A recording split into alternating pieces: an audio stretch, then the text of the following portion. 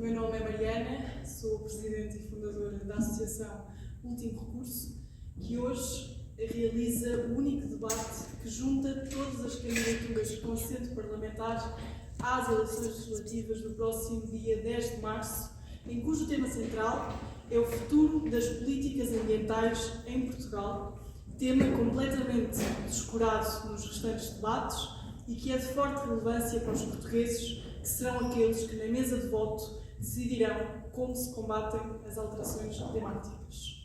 Recebemos, por isso, aqui no Centro Cultural de Cascais, em representação da Coligação Democrática Unitária Mariana Silva, pelo Bloco de Esquerda Gonçalo Filipe, por parte do LIVRE Carlos Teixeira, do incumbente, o Partido Socialista, temos Sofia Pereira, do PAN, Filipe Lisboa, da Aliança Democrática e a Jogar em Casa, Tomás Amaro Monteiro, e em representação da Iniciativa Liberal temos Jorge Miguel Teixeira e pelo Chega, que estará a chegar, temos Frederico Tropa. Irei moderar este debate, que terá a duração aproximada de 1h30. Desde já peço desculpa pelo meu atraso.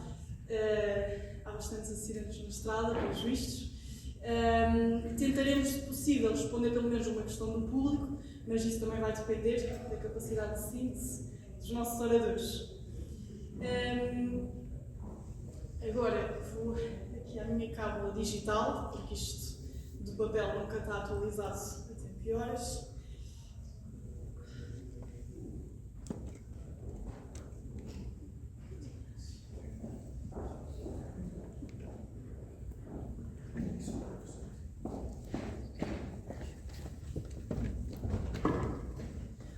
Olá, Frederico.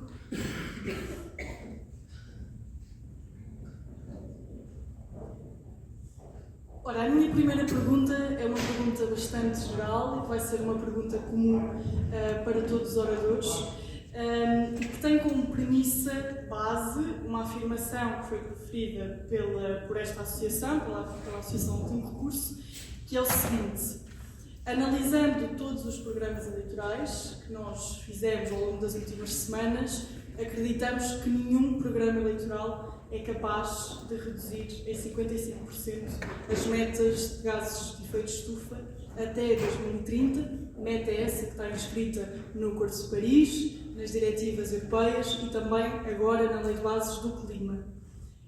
E, portanto, a minha questão, e poderei fazer isto a começar pelo Frederico Tropa, é a seguinte: isto agora, o objetivo é vocês contrariarem. Portanto, o vosso programa é capaz de reduzir as emissões em 55% ou até mais até 2030?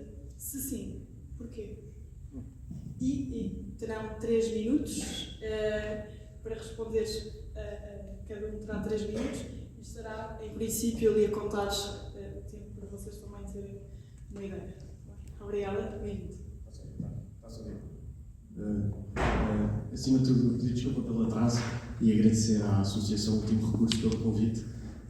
Acho que é lógico que temos algumas divergências ideológicas, mas é de salutar o convite e faz parte, e desde já não nos chega a agradecer muito.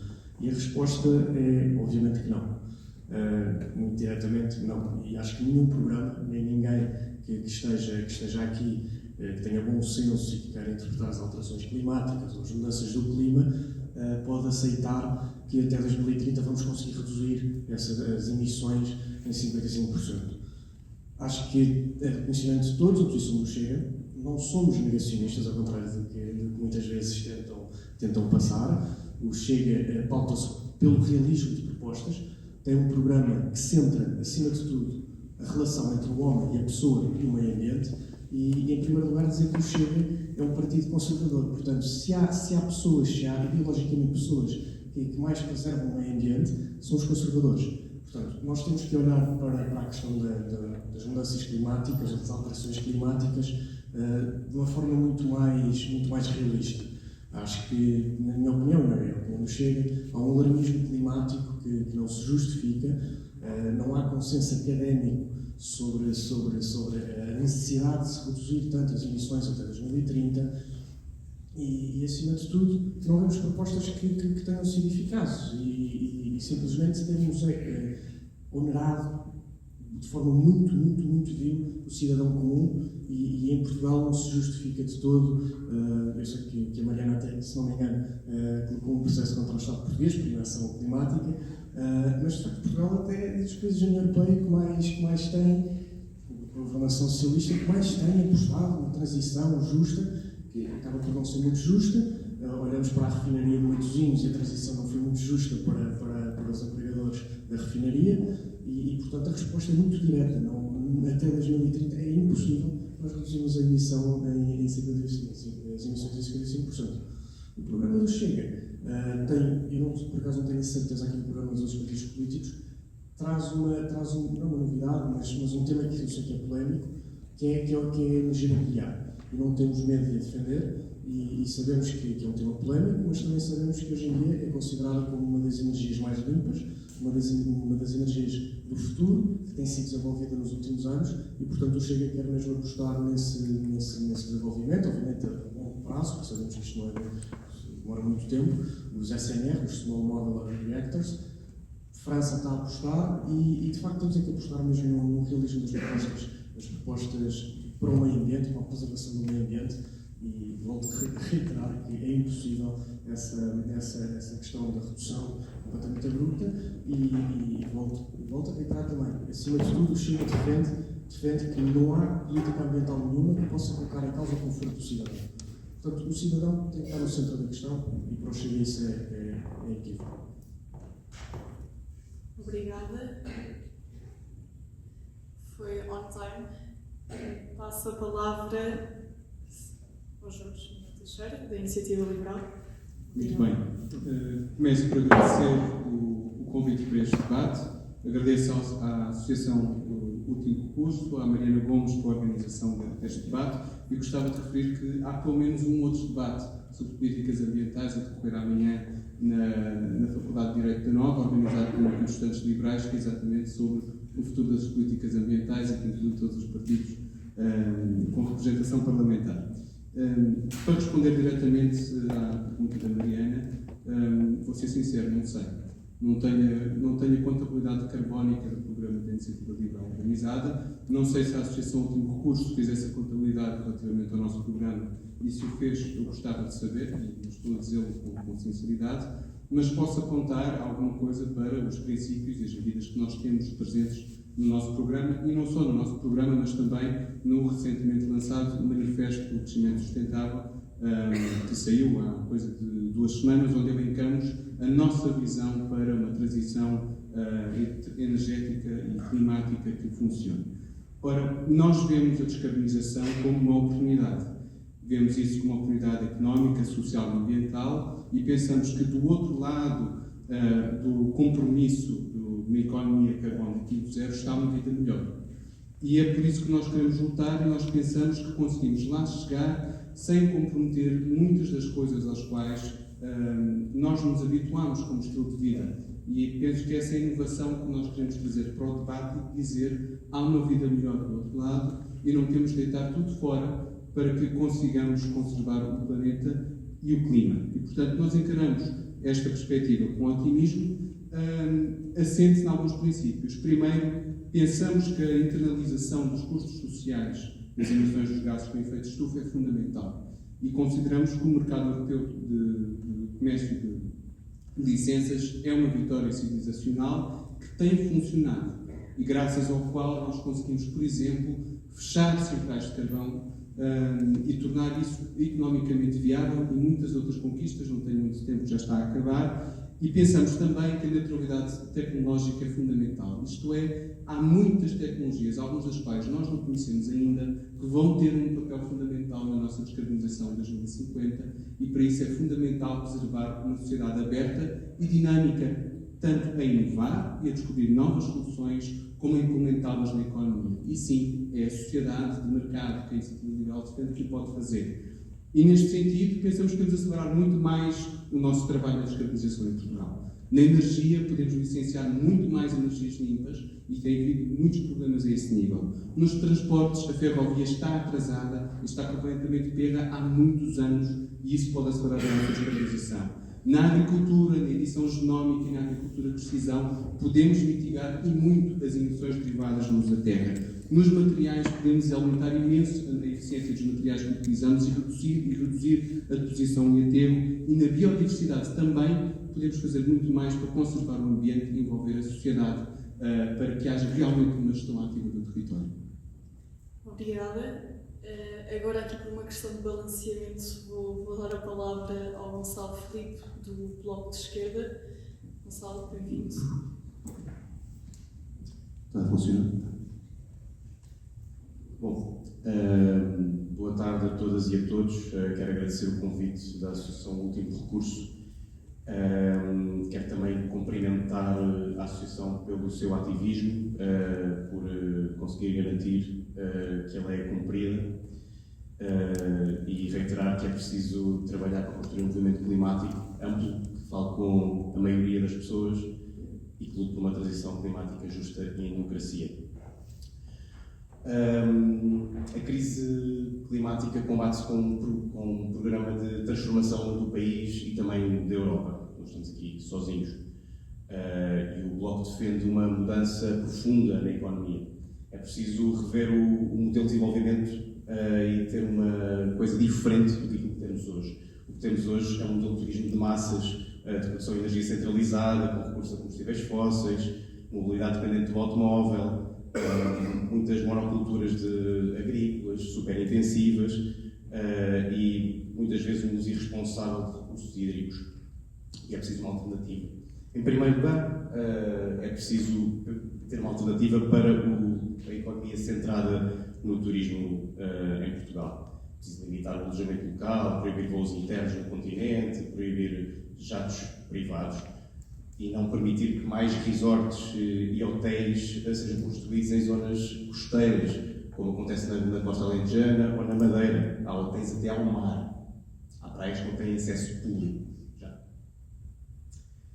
Portanto, é preciso uma outra economia, uma economia que não pode ser baseada no trabalho intensivo e mal pago, como é a economia do turismo. É preciso apostar na indústria das energias renováveis, na energia descentralizada.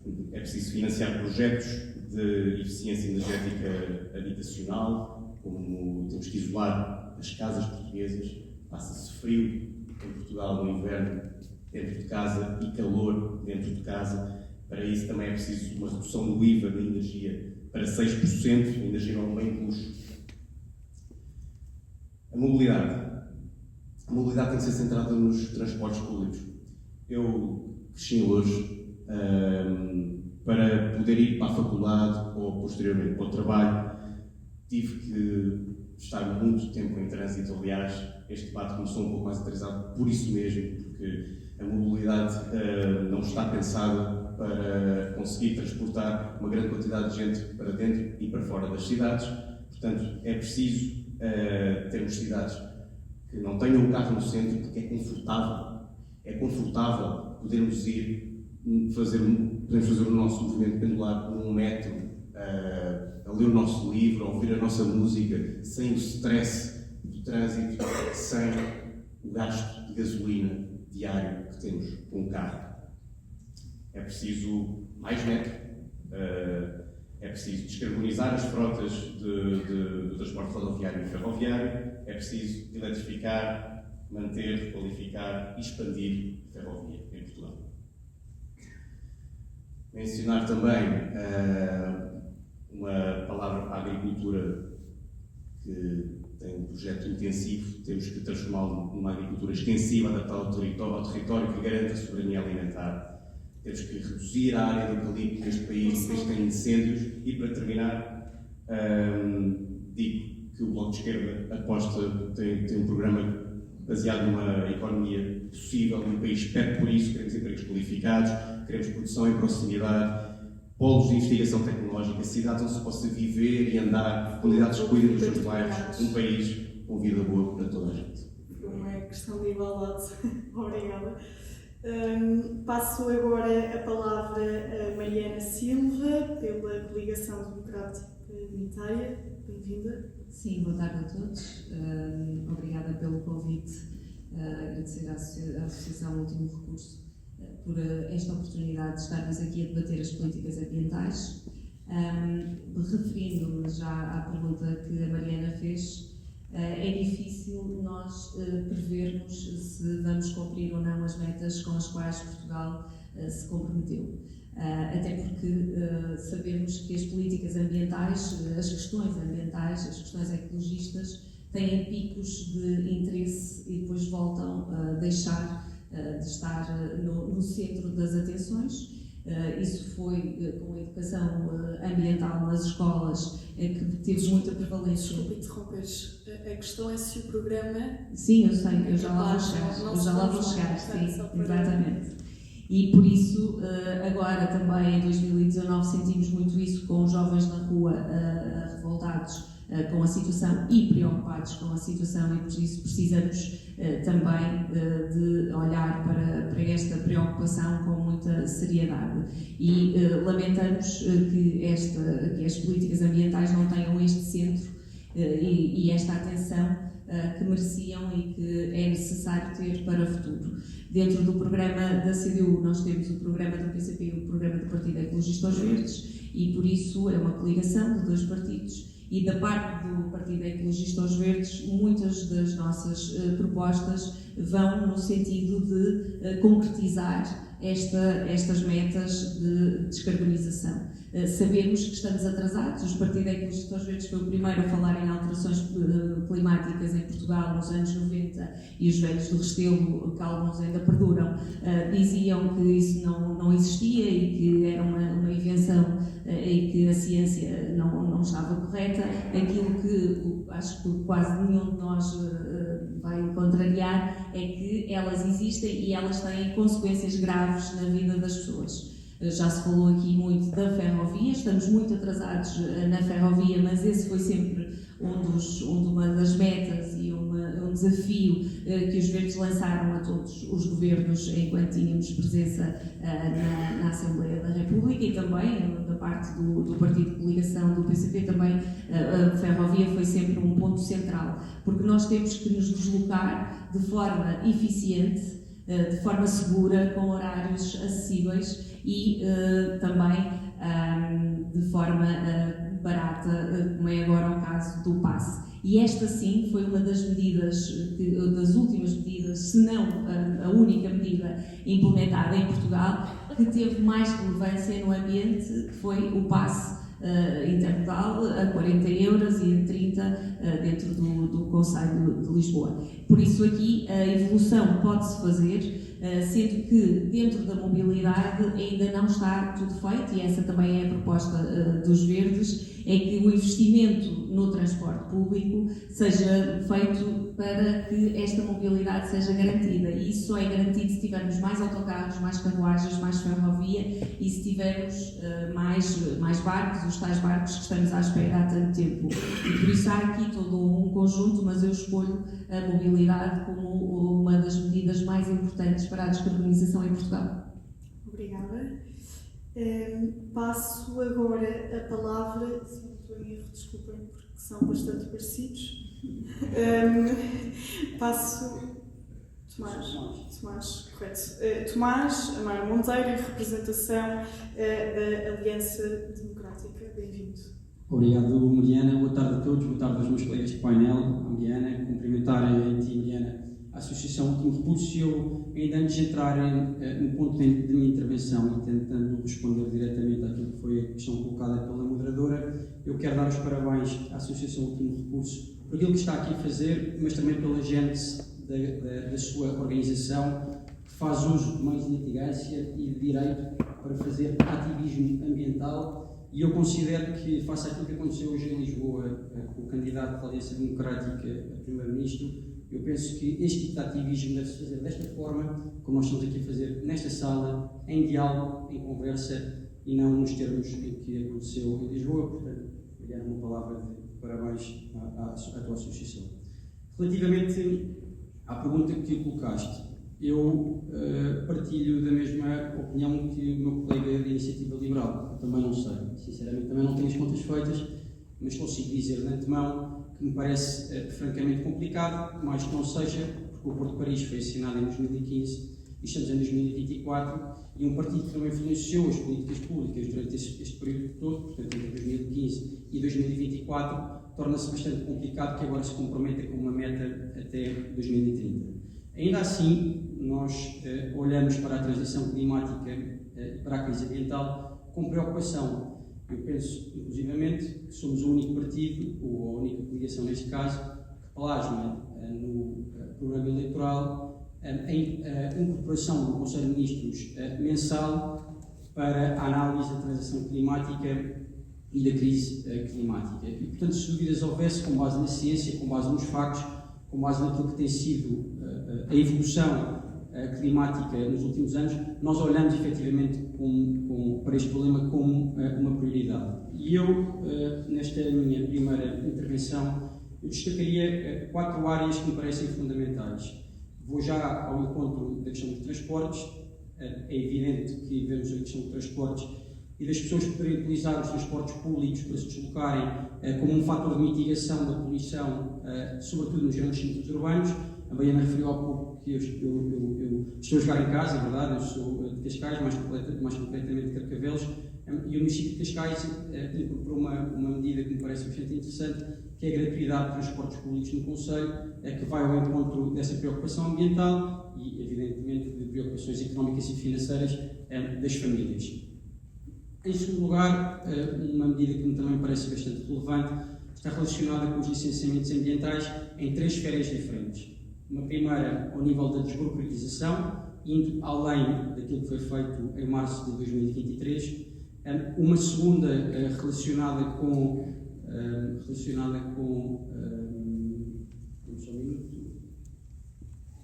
uma segunda área, ainda no campo do licenciamento ambiental, reforçando o licenciamento ambiental, peço desculpa, em 2 áreas diferentes, para além daquela que já referi. Uma primeira relacionada com a transparência, através da criação de um portal único, e uma terceira também relacionada com as obrigações ambientais no âmbito dos licenciamentos ambientais que há. Eu vou terminar nos meus próximos 20 segundos tentando elencar outras 2 medidas.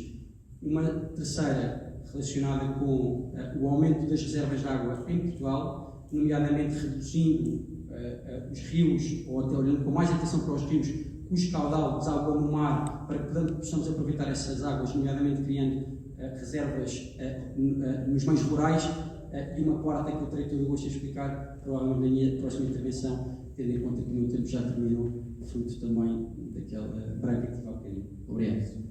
Obrigada. Vou agora passar a palavra para o representante do PAN. Perdi aqui a minha cábula. Desculpem, só é desde as 6 da manhã, sem parar. Sim, pronto. Filipe, bem-vindo. Obrigado. Obrigado, Mariana. Obrigado ao último recurso. Acho extremamente importante estas iniciativas e o ativismo. Aqui, momentos antes, foi dito, a olhar para mim, que espero que não me tirem tinta para a cara. Portanto, não sei se acho que isso, apesar de não concordar com a forma, concordo com o conteúdo de tudo aquilo que tem sido feito e concordo a nível pessoal, com tudo aquilo que tem sido feito em termos de ativismo ambiental. E também, Mariana, dizer aqui uma coisa, já falaram algumas pessoas antes de mim, ninguém respondeu à tua pergunta. E ninguém respondeu à tua pergunta porque estamos a falar das metas para 2030 dentro do Acordo de Paris, de uma redução de 55%. E neste painel há uma pessoa, que sou eu, que não é político, não vai ser político nunca, ou pelo menos por breves períodos, porque é assim que eu estou na política. Sou cientista climático, trabalho há mais de 10 anos, primeiro na Agência Espacial Europeia e agora na Comissão Europeia, no programa Copernicus, que é o programa que observa a Terra do ponto de vista ambiental, o maior programa do mundo que observa o nosso planeta, a nossa casa, através de imagens de satélite. E obviamente ninguém te respondeu porquê. Porque é verdade, nós não temos solução. Nós estamos mesmo à beira do precipício, é exatamente por causa disso que tantos ativistas climáticos estão neste momento, e mais uma vez digo, não concordo com a forma, mas concordo com o conteúdo a 100%. Estamos à beira do precipício e estamos aqui a ouvir dizer o Chega, como disse ainda agora, que não há consenso académico. É claro que há consenso académico. Passei toda a minha vida a ler artigos científicos sobre alterações climáticas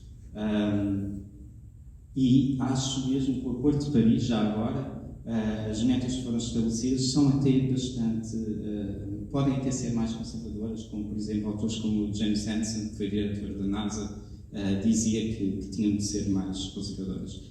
A questão que eu respondo aqui, e não posso elencar todas as medidas do PAN, mas elenco aquelas medidas que são e que fazem parte de um travão a fundo em relação às emissões. Ninguém falou até agora dos 337 milhões de euros de benefícios de bordas fiscais que são dadas às indústrias poluidoras, portanto, ao consumo de combustíveis fósseis. Ninguém falou que há 37 milhões de euros do Fundo Ambiental que vão diretamente para a incineração. E, portanto, eu poderia começar a elencar as medidas do PAN, mas sob a responsabilidade do PAN, tal não aconteceria, existiria um travão a fundo no sentido de acabar imediatamente com essas bordas fiscais e canalizá-las para uma verdadeira transição verde. Portanto, a pergunta, mais uma vez, ninguém te respondeu, eu estou a responder dizendo que não existe neste momento nenhum governo, e esta é a realidade, que possa cumprir com a meta de Paris. Isto também já é um dado, é um dado assente. Portanto, mas também, só dizer aqui uma coisa, estamos a falar de acordos que foram estabelecidos em 2015 e, portanto, nós estamos a candidatar, estamos a apresentar o programa em 2024. Okay? Portanto, entretanto, nada foi feito. E, portanto, é isso que me ocorre dizer neste aspecto e espero ter a oportunidade de elencar mais medidas específicas. Obrigada. Passo agora para o Carlos Teixeira, do LIVRE. Bem-vindo. Obrigado, Mariana. Eu queria começar por agradecer à Associação Último Recurso este convite. Obrigado, Mariana. Parabéns por terem tido a iniciativa que outras ONGs, até mais experientes, não conseguiram ter nestas eleições, de convocar os partidos com assento parlamentar para este debate. E queria começar por dizer que este debate começou logo a fazer-me sentir muito jovem. Senti-me profundamente rejuvenescido a ouvir aqui o candidato do Partido Chega fazer-me sentir outra vez com 15 anos, 16 anos, quando nos anos 90 eu falava de clima e falava de base, de evidência científica para as alterações climáticas e da necessidade de começar a prever ações de combate. A conferência da Cimeira da Terra de 92 já tinha acontecido e escutava este tipo de ceticismo por parte de, porventura, seria a geração dos pais do Frederico, talvez vou, com este tipo de atitude, a atitude da impossibilidade, primeiro, inclusive, a ideia de questionamento sobre se existe ou se não existe evidência científica, que existe ainda alguma divisão de pontos de vista em relação à necessidade de agir ou não. Isso tudo está ultrapassado. Isso foi a discussão que nós tivemos nos anos 90. Nós estamos em 2024, não vamos perder tempo com esse tipo de discussão. E quero dizer que o LIVRE, um partido que foi fundado com o eixo de ecologia, assenta em 4 eixos. Um deles, o eixo de ecologia, tem vinculado nos programas, nos documentos fundadores do partido, aqueles que foram entregues no Tribunal Constitucional, a necessidade de sermos ambiciosos em relação a estas coisas. Por isso o LIVRE não tem a meta de 55% no programa, tem 65%. Nós sabemos que as metas são horizontes, são faróis no horizonte que nos impulsionam para a ação. E se é verdade que é difícil estimar se o impacto real de algumas das medidas que nós propomos permitir-nos-á cumprir os 65%, eu sei que, por exemplo, os incentivos que estamos a querer dar para a criação de comunidades de produção de energia renovável cooperativas e comunidades locais podem muito bem ter esse efeito. Nós temos a necessidade deste ano fazer um concurso nacional para a distribuição da baixa tensão. Todos os municípios do país têm a possibilidade de reservar áreas na sua jurisdição do seu município para a distribuição ser feita com base em comunidades de produção de energia renovável. E se o fizerem, se forem ambiciosos, nós teremos uma transição significativa, porque permitirá muito rapidamente que muitas das pessoas que estão a tentar fazer a transição, abandonando o uso do automóvel a combustão, possam rapidamente fazer com a utilização dos transportes públicos que já são elétricos, que esse é um grande atraso que em Portugal a maior parte dos municípios tem, é a capacidade de fazer a substituição dos seus transportes públicos por transportes que não tenham emissões e de os carregar. E essa oferta, a oferta de postos de carregamento, etc., só será possível se de facto tivermos esta ambição de ter mais comunidades de produção de energia renovável. E o livro propõe um licenciamento em menos de um mês para as unidades de pequena produção, menos de 100 kW, e isenção de controle prévio para todas as comunidades sem fins lucrativos. Tem um limite hoje, que é 700 watts, expandir para 3.000 kW. Portanto, nós temos propostas muito concretas para aquilo que é a nossa energia. Obrigada. E, por fim, mas não menos importante, passo a palavra à Sofia Pereira, do Partido Socialista. Bem-vinda, Sofia. Obrigada, Mariana. Começar por cumprimentar a Associação Último Recurso. É com muito gosto que estou aqui com vocês e também, como já todos disseram, mas não podia deixar de dizer, parabenizar o vosso trabalho na pessoa da Mariana, que é um trabalho muito meritório e muito importante, porque, de facto, nós vivemos, eu costumo dizer isto, que nós vivemos uma daquelas que é uma das lutas das nossas vidas e nós temos que estar conscientes dela. E por isso deixa-me sempre um bocadinho desconfortável quando ouço o Chega a dizer que há um alarmismo e que, de facto, aliás, fico desconfortável, mas já não o encaro como uma surpresa, porque eu tive a oportunidade de ler um artigo que o Francisco escreveu, Frederico escreveu nesta matéria, em que apelida os jovens ativistas como ecomarxistas que querem promover o pânico, e nós estamos aqui todos, queremos promover o pânico e afinal deixa nada assim, até é uma coisa que se pode controlar. E, portanto, apesar de deixar de desconfortável, não é uma admiração. Mas é de facto para o Partido Socialista um tema que nós consideramos que é a luta das nossas vidas, e portanto também o nosso programa vem aqui reiterar alguma daquela que foi a nossa atuação durante este período de governação. Se é verdade que tudo está feito, é verdade, não está tudo feito, ainda há mais a fazer e nós queremos ser ainda mais ambiciosos naquelas metas que nós propusemos até agora, mas a verdade é que nós fomos o primeiro país do mundo a definir o roteiro da neutralidade carbónica. Também fomos Portugal também definiu agora com 80% a meta para as renováveis de produção elétrica. Fechamos as centrais de carvão 9 anos antes do previsto. Também uma das ambições que nós sempre tivemos e acreditamos, mas nós queremos mais, porque a transição energética é feita com as pessoas. E a transição energética é feita com as pessoas e, portanto, nós queremos e precisamos ter, por exemplo, mais painéis solares nas casas e podemos capacitar as pessoas, as famílias, os condomínios, as empresas de o poderem fazer de forma acessível e de forma justa. Nós também queremos combater a pobreza energética e isso sempre foi um grande desígnio destes nossos programas, porque nós temos a plena consciência que isso é um problema no nosso país e que temos que o combater, sobretudo no interior. Eu sou do interior e, portanto, eu vi todos os dias isto acontecer enquanto cresci no interior, das pessoas mais velhas, em que nomeadamente as pessoas mais velhas que tinham estas dificuldades e, portanto, eu reconheço muito de perto estes problemas. E a direita nem sempre quis apostar na transição energética e na transição para as renováveis.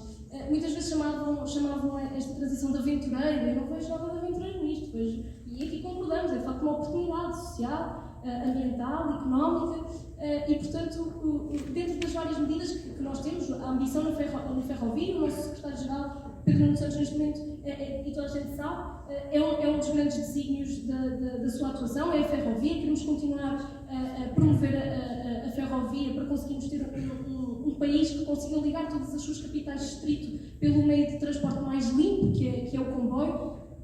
Dentro da biodiversidade, e claro, nós vamos voltar agora a elencar o programa perfeito e vamos debater ainda à frente, mas acredito que é um programa que é ambicioso, e para responder à pergunta de Mariana, é um programa ambicioso que nós acreditamos que pode fazer face e que vai fazer face se houver um compromisso sério de todas as partes, seja da parte do governo, da parte das empresas e de toda a comunidade e sociedade de poder cumprir. Estou a terminar, Mariana, queria só dizer que... Depois vamos descontar o tempo. Sim, só 2 segundos para dizer que apresento mais à frente as medidas, mas que deixa-me também muito surpreendida quando o PSD vem dizer que o Partido Socialista não tem compromisso com as questões ambientais. Vamos já falar sobre isso. Sim, só porque, efetivamente, se eu bem me recordo e se não me engano, no Parlamento Europeu, quando tiver a oportunidade de votar pela aprovação da Lei do Restauro da Natureza, juntavam-se ao seu grupo do PPE e, portanto, não quiseram aprovar. E depois o Partido Socialista não tem ambição. Obrigada, Sofia. Bem, obrigada por esta primeira ronda e pelo vosso escrupuloso cumprimento do tempo, ou quase escrupuloso para a maior parte. Eu vou agora dirigir-me a cada um de vocês com perguntas específicas. À partida não haverá tempo para réplica, mas somos muitos. E, portanto, foi assim que decidimos. A estrutura será a mesma, portanto, eu faço a pergunta e terão 3 minutos para responder. E começarei pelo Chega, Frederico.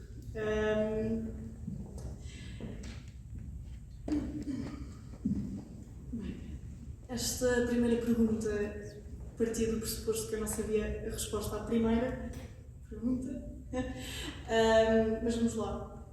O candidato André Ventura afirmou publicamente no mercado de Benfica, em dezembro de 2023, a seguinte afirmação, passo a citar: o extremismo da dita agenda verde causa também não poucos problemas à economia, indústria e trabalhadores, sobretudo nos países ocidentais, Europa e Estados Unidos. A questão é, como é que se concilia um programa eleitoral que à partida até seria bastante completo em termos ambientais com esta afirmação e como é que o modelo económico que o Chega propõe combate as alterações climáticas? Isto, se ainda faz sentido, combater as alterações climáticas. Não? Tá. Obrigado, Mariana. De facto, essa intervenção do Dr. André Ventura muito pelo realismo. E vou já dar aqui uma réplica à representante do Partido Socialista. É que a transição justa não tem sido efetivamente muito justa. Eu vou voltar a reforçar a questão da refinaria de Matosinhos. E gostava que o Partido Socialista soubesse dizer o que é que vão fazer com a refinaria de Matosinhos. O ex-primeiro-ministro missionário, foi o que se demitiu, António Costa, disse que ia dar uma grande lição à Galp na altura. Até hoje sabemos que temos vários ex-trabalhadores da refinaria que já viram os seus subsídios de desemprego acabarem, uma inclusive foram contactados para trabalhar em talhos, relembro que eles trabalhavam numa refinaria, e agora são convidados para trabalhar em talhos, não contratados. E depois sobre a questão da eficiência, sobre a pobreza energética. Muito diz o Partido Socialista e também os outros representantes à esquerda que querem combater a pobreza energética. Eu apresentei aqui um projeto de resolução do Partido Chega, o projeto de resolução 559, pela dinamização do projeto de eficiência com vista ao combate à pobreza energética. Apenas o Iniciativa Liberal votou a favor, o PSD absteve-se, o PCP absteve-se, o Bloco absteve-se, o LIVRE absteve-se. Obviamente o Partido Socialista votou contra. O Iniciativa Liberal votou a favor. Portanto, podemos ir a outros projetos, como promover a transformação dos resíduos orgânicos em fontes de energia verde. Chega a votar a favor, a Iniciativa Liberal, o PAN vota a favor, a abstenção do PSD, o Bloco Livre e, obviamente, o PCP e o Partido Socialista votam contra. Podíamos ir por mais projetos e por mais iniciativas parlamentares que o Chega apresentou nestes últimos 2 anos. Em relação ao representante do Bloco de Esquerda, eu não percebi bem aqui a correlação em relação ao alojamento local, que influencia as alterações climáticas. Em relação à CDU, passo intermodal, e acho que todos nós aqui somos a favor que a mobilidade é muito importante para minimizar a poluição. Mas antes de incentivarmos e oferecermos estes espaços, o Chega também é a favor, acho que devemos, obviamente, em primeira instância, garantir que vamos ter uma oferta digna, ou seja, nós não podemos dizer às pessoas que é tudo de bordo e que depois não têm os serviços adequados àquilo que estão à espera.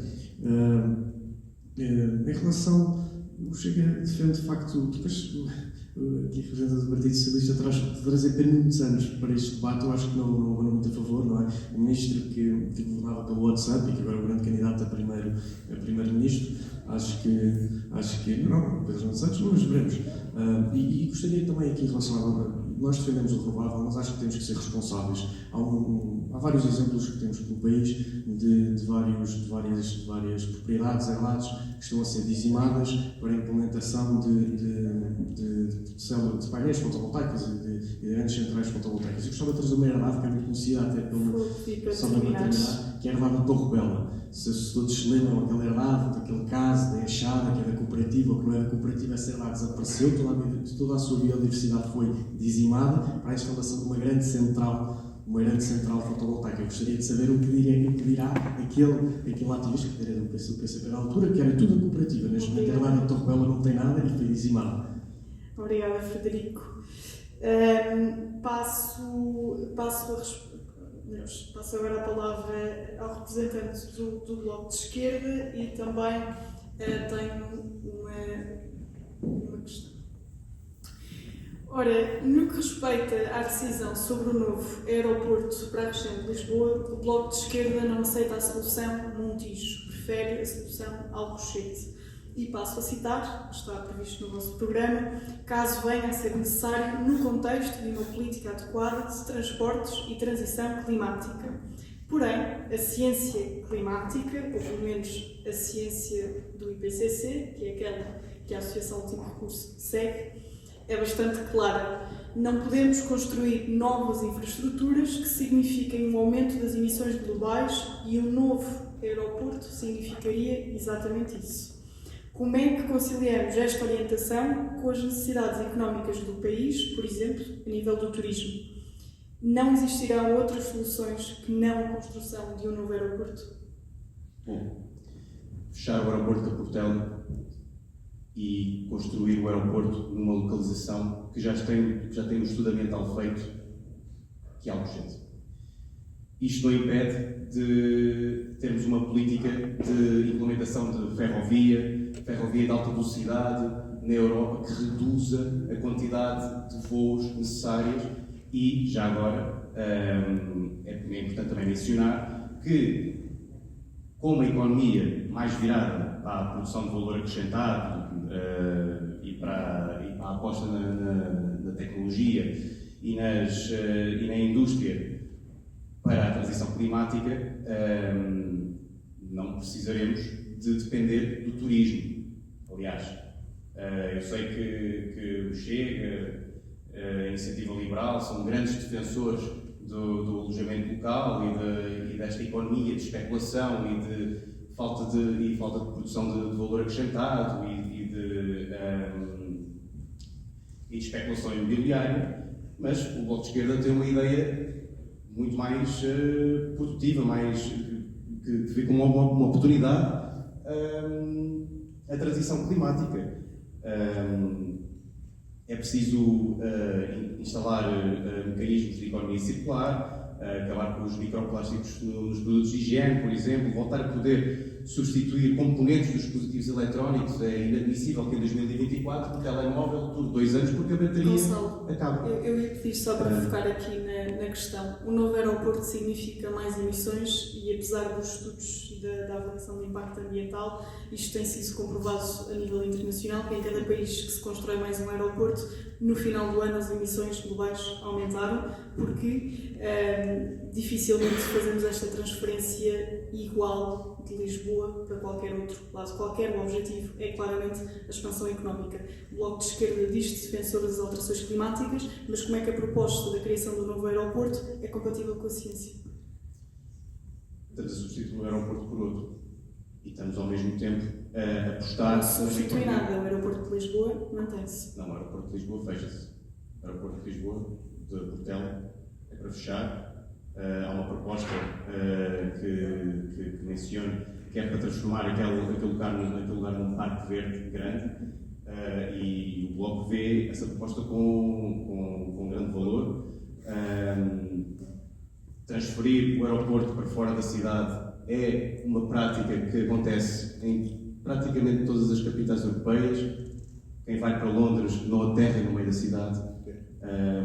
E ter um aeroporto que satisfaça as necessidades dos voos quando necessário, tendo em conta que estamos a fazer uma transição para a linha de alta velocidade integrada na Europa, é uma coisa necessária, mas irá representar uma baixa nas emissões, com certeza, comparadamente com o modelo que temos hoje, que é um aeroporto a abarrotar, com muitos voos, às vezes são necessários porque não há redes de ferrovia de alta velocidade, e porque há uma economia centrada no turismo. E, portanto, esta é a razão pela qual defendemos que o aeroporto deva fechar na Portela e transferir-se para Alcochete. Obrigada. Desculpem se eu estou a ser muito dura, mas este é o meu papel. Normalmente é todo o vosso laço. Hoje são moderados e, portanto, normalmente também costumam ser duros comigo.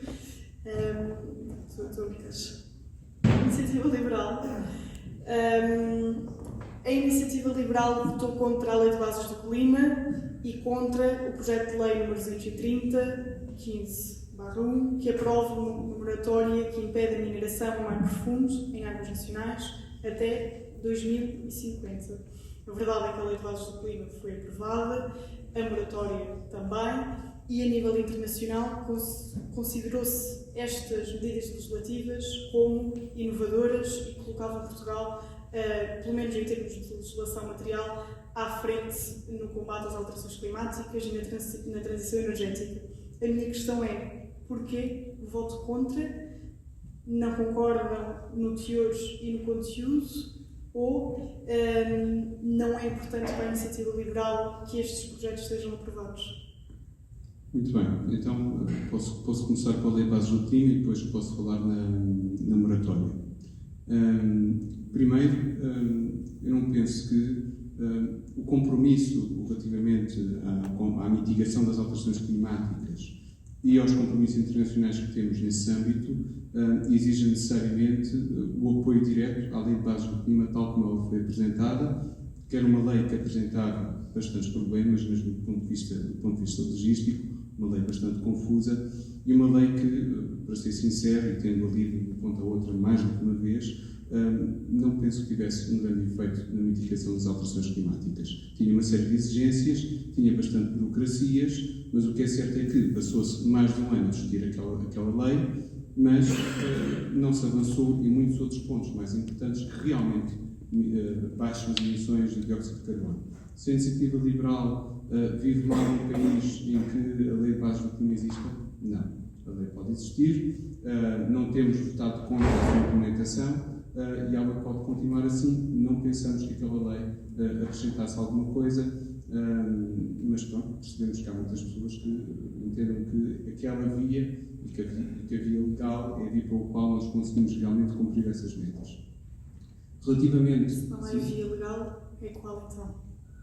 Tem de ser medidas concretas, ou seja, estabelecer na lei que vamos fazer, vamos construir um conjunto de comissões, a Comissão de Acompanhamento, por exemplo, da própria Lei de Bases, e comissões que observam umas às outras, ou mesmo os próprios orçamentos, quando temos já muitas maneiras de medir o progresso que o país está a fazer, é discutível. Mas isto não tem a ver com o compromisso ou não com a mitigação das alterações climáticas, simplesmente não é exatamente a nossa abordagem. Mas ela pode existir, tudo bem. Simplesmente pensamos que não é por aí. Para responder à questão da mineração em mar profundo, porque penso que é uma questão importante, que é a mitigação das alterações climáticas exige que se faça escolhas. E o que é certo é que, quando falamos nos recursos que estão no fundo do mar, nós estamos a falar de recursos que podem ser importantes para, por exemplo, construir baterias. Nós vamos precisar de baterias, quer utilizemos ou não os recursos que estão no fundo da Zona Económica Exclusiva Portuguesa. O Plano Nacional de Energia e Clima prevê a criação de uma capacidade de armazenamento em baterias e ela é essencial se nós quisermos ter uma produção produção de energia focada em energia fotovoltaica. E, portanto, não pensamos que seja bem avisado impor à partida uma moratória na utilização destes recursos, não conhecendo os seus impactos, e sabemos que esse é um dos problemas, e que devemos estudar mais quais são os impactos potenciais. Não pensemos é que não devemos levar ao extremo o princípio da precaução e dizer nem prospecção, nem saber o que lá está se pode saber, nem se pode fazer uma ponderação cuidada dos reais custos sociais e ambientais da exploração eventual destes recursos. Obrigada. Passo agora a palavra à Mariana Silva, da CDU.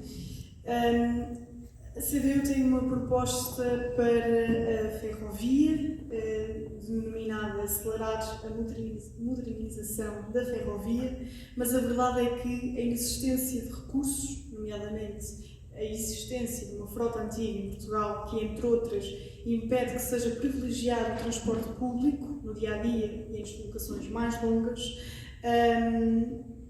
tendo presente a realidade da situação férrea em Portugal e o quão longe estamos de alcançar os nossos vizinhos ou a restante Europa, como é que ao nível da ferrovia se compatibiliza a modernização sem recursos para uma boa utilização? Okay. A ferrovia é um tema caro à CDU, como eu referi na minha primeira intervenção. Em 2015, o PS não tinha a palavra ferrovia no seu programa e foi com o acordo que fez com os partidos que conseguimos, com muita pressão, que a ferrovia fizesse parte da discussão e dos planos de futuro para o país, para Portugal.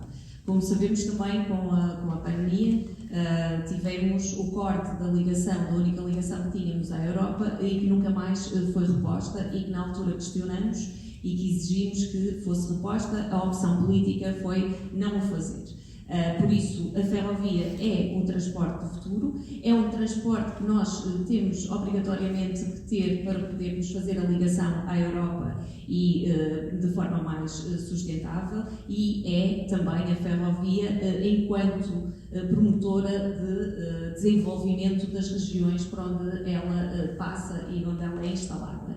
E por isso lamentamos que os nossos distritos, capitais de distrito, não estejam ainda, que não tenham o comboio e que alguns dos planos que estão previstos demorem tanto tempo a serem implementados. Mas também com a pressão que os dois partidos do PCP e os dos Verdes fizeram sobre o governo PS, abriu-se as oficinas a norte da CP para se construir e para se contratar mais trabalhadores, para construírem mais carruagens e se trabalhar mais firmemente naquilo que deverá ser o desenvolvimento da ferrovia. É um investimento crucial, não podemos continuar a deixar arrastar este investimento, porque para além do Plano Nacional Ferroviário que temos agora, que ainda não foi aprovado pelo Conselho de Ministros, por isso o PS teve 2 anos para o fazer e não o fez, por isso há aqui um caminho muito longo para se percorrer, mas é essencial que o investimento previsto que para a ferrovia, que ainda não foi gasto e que já estava previsto no Orçamento de Estado,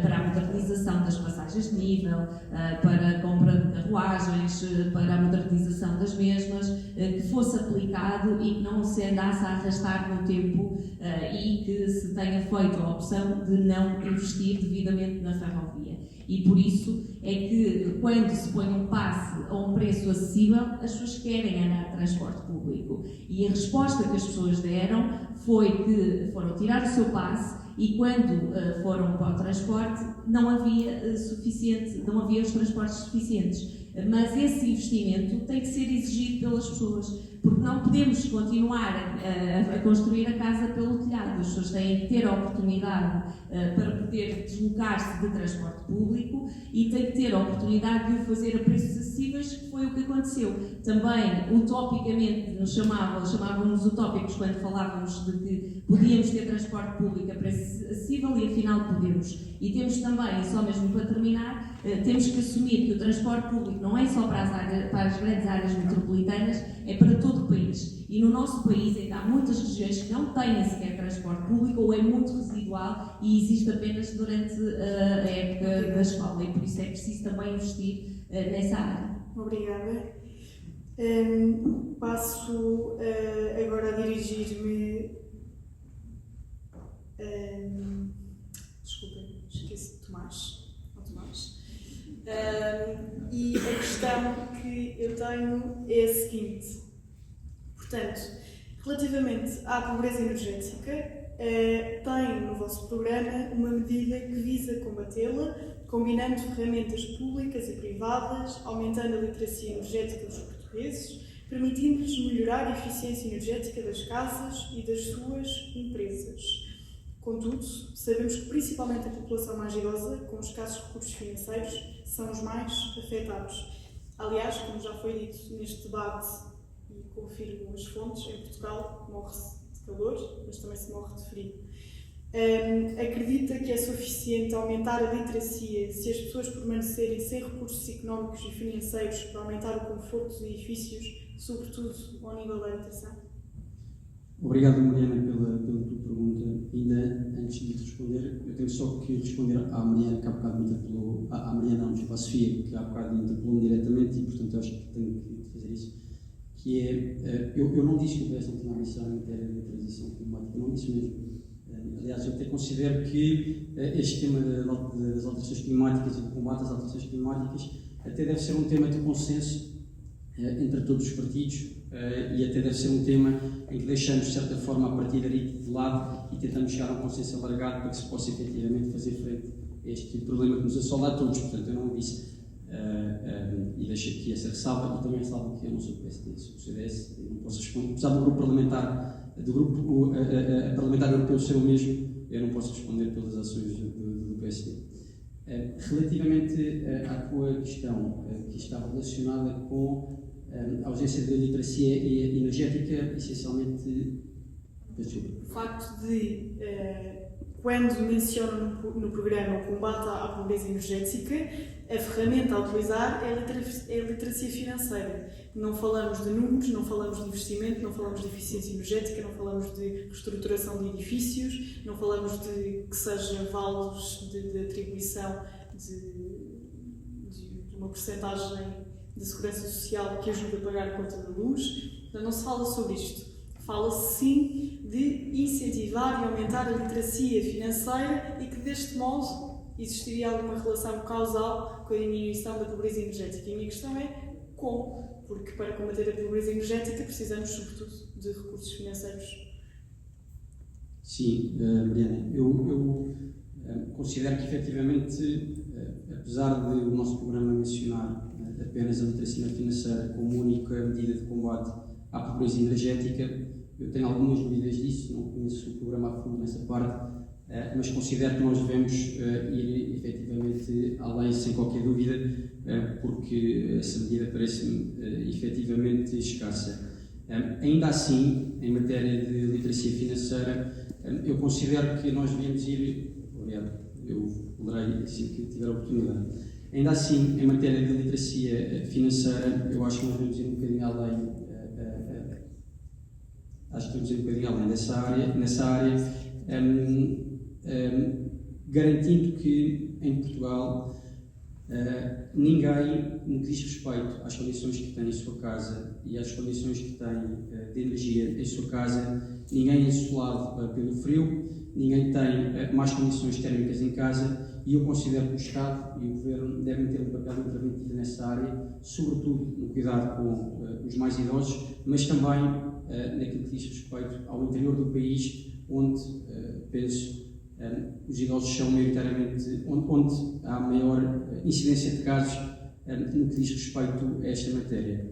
Eu, ainda relativamente a um tema que foi abordado há pouco, e também gostava de fazer uma menção que está relacionado com o aeroporto. Eu não sou especialista em aeroportos, acho que o nosso país tem demasiados até, mas considero que eu li parte do programa do Bloco de Esquerda relativamente à área das alterações climáticas, e o Bloco de Esquerda tem uma proposta que está relacionada com a interdição de jatos privados. Querem interditar jatos privados em solo nacional.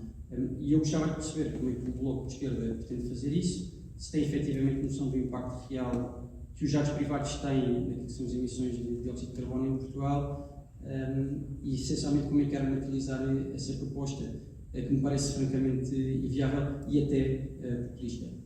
Obrigado. Obrigada. Passo agora. Boa leitura. Passo agora a palavra ao representante do LIVRES e a minha pergunta é: uma das medidas propostas pelo LIVRES é a criação de impostos extraordinários sobre as empresas mais poluentes. E a questão, portanto, isto é uma afirmação, a questão é: não será esta proposta uma autorização ou um cheque em branco para a poluição, à semelhança daquilo que foi feito com os mercados de carbonos instituídos na altura do Protocolo de Kyoto? Obrigado, Mariana. Bom, na verdade, o que estás a fazer é colocar uma questão académica, que essas taxas pibovianas fazem ou não fazem sentido, se têm ou se não têm efeito. Porque isto, na verdade, é o que se trata. Estás a assumir que uma atividade poluente, ao ser taxada, essa taxação não surte efeito na atividade dessa empresa, nem os benefícios que se podem tirar das medidas que se podem financiar através dessas taxas podem compensar essa atividade. A verdade é que podem. E as taxas podem ser progressivas e podem, inclusive, ajustar-se e pode-se fazer um processo de acompanhamento, precisamente para trabalhar com as empresas mais poluentes e perceber se a taxa não está a ter efeito nenhum e se está a funcionar como uma licença para prosseguirem com aquilo que a Mariana designaria como uma má prática. Não é? Obviamente que num cenário em que uma atividade industrial continua a assumir uma prática que não é conveniente às nossas metas ambientais, nós temos que trabalhar com essa empresa para fazer a transição. A transição, e aqui já se falou da questão da refinaria e das pessoas que têm perdido o emprego, a transição climática e a transição energética têm este custo real, que é um custo social.